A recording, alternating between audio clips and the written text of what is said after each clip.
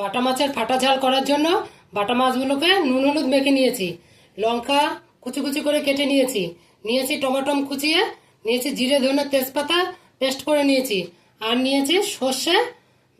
কড়াইতে তেল দিয়ে নিয়েছি, তেলটা গরম হয়ে গেছে। এবার আমি বাটা মাছগুলো ভেজে নেব। এগুলো ভাজা হয়ে গেছে, এবার আমি তুলে নিলাম। তেলটা গরম হয়ে গেছে, আমি জিরে আর রাঁধুনিটা দিয়ে দিলাম তেলের মধ্যে, আর দুটো তেজপাতা দিয়ে দিলাম, টমেটোটা দিয়ে দিলাম তেলের মধ্যে, কাঁচা লঙ্কাগুলো দিয়ে দিলাম, আর দিয়ে দেবো হলুদ 1 চামচ,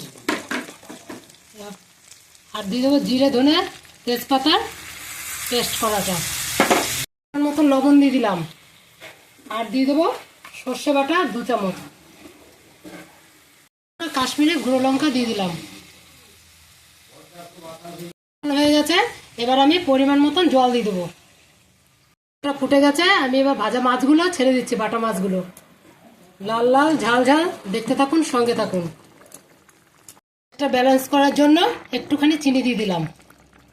বাটা মাছের ফাটা ঝাল করার জন্য আমি কিছু লঙ্কা, কাঁচা লঙ্কা ফাটিয়ে দিয়ে দিলাম, ছড়িয়ে দিলাম।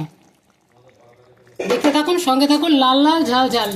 গাইস, দেখতেই পাচ্ছেন কিচেন ডাক্তার ছায়াদির আজকের রেসিপি ছিল বাটা মাছের ফাটা ঝাল। মানে এমন ঝাল হবে, ফাটিয়ে দেবে কিন্তু আজকে। তো আজকের রেসিপি তৈরি হয়ে গেছে। এই রকম নতুন নতুন রেসিপি পাওয়ার জন্য কিচেন ডাক্তার ছায়াদির চ্যানেলটিকে সাবস্ক্রাইব করে সঙ্গে থাকুন। বাই বাই, টাটা, লাল লাল ঝাল ঝাল।